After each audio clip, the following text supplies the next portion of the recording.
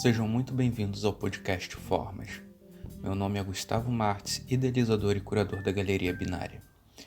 Este é o nosso segundo episódio e vamos descobrir como o artista mexicano Davi Alfaro Siqueiros influenciou Jackson Pollock.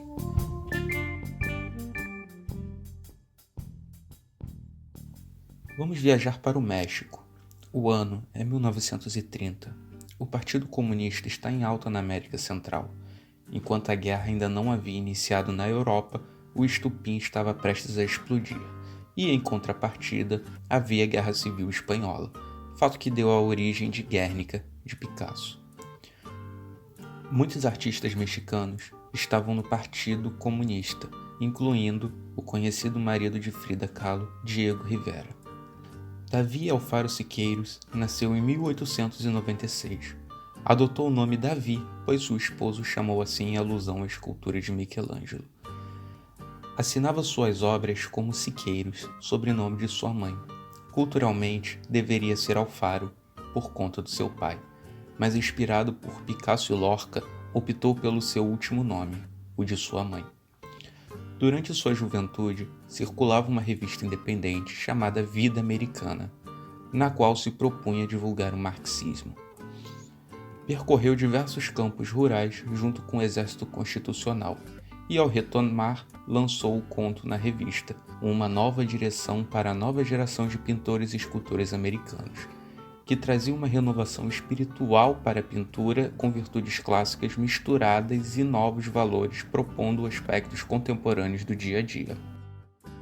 Viajou para a Europa, onde se inspirou pelo cubismo de Cézanne e conheceu Diego Rivera.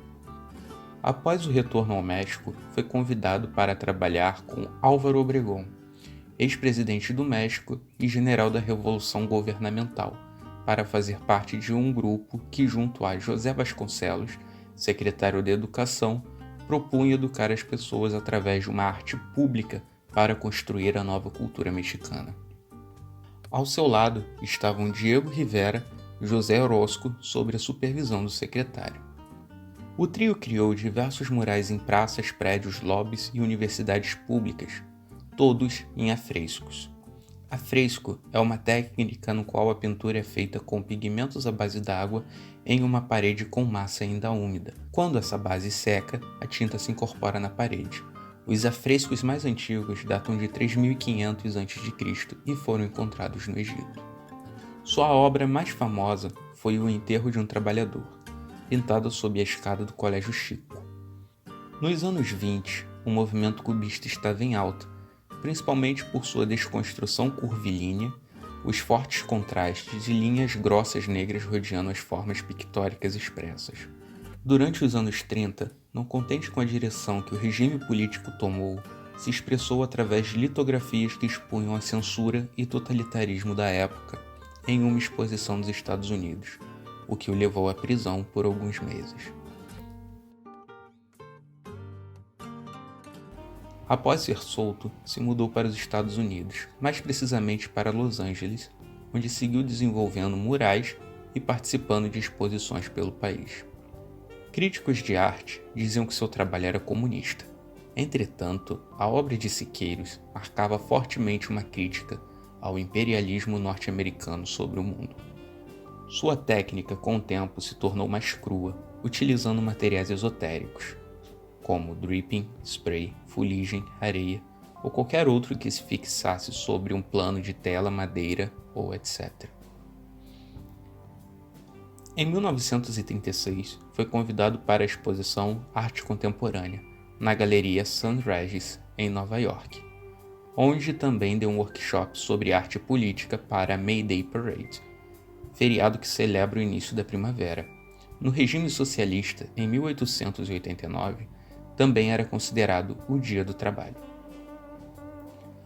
Um dos atendentes desses workshops foi Jackson Pollock, ainda jovem. Siqueiros foi a grande inspiração e aprendizado de Pollock, ensinando diversas modalidades técnicas que descobriu com a mistura de materiais, incluindo o dripping, utilizado em suas obras mais expressivas que dão início ao movimento do action painting.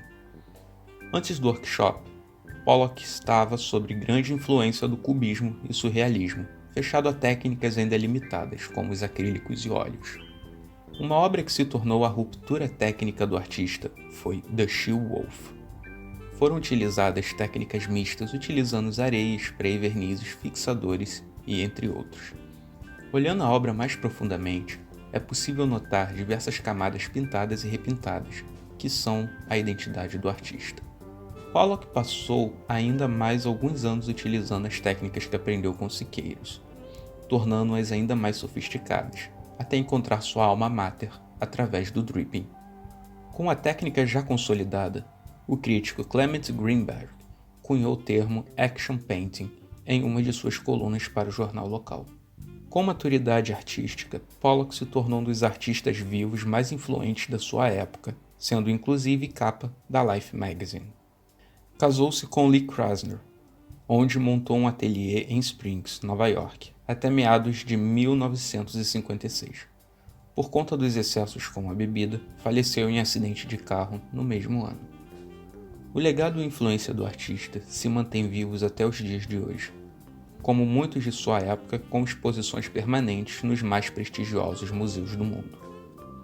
Uma de suas obras inclusive fez parte do MAM, o Museu de Arte Moderna do Rio de Janeiro, número 16, doada por Nelson Rockefeller para a instituição, pintada na época áurea do artista em 1950, e foi considerada a única obra de Pollock na América do Sul.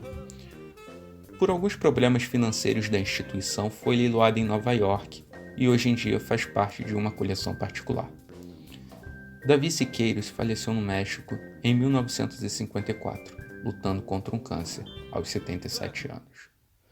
Muito obrigado por ouvir o podcast Formas, aguardo você em nosso próximo episódio. Não esqueça de conhecer o nosso site www.binaria.art.br. Se tiver alguma dúvida, sugestão ou crítica, pode nos enviar uma mensagem. Aguardo seu feedback.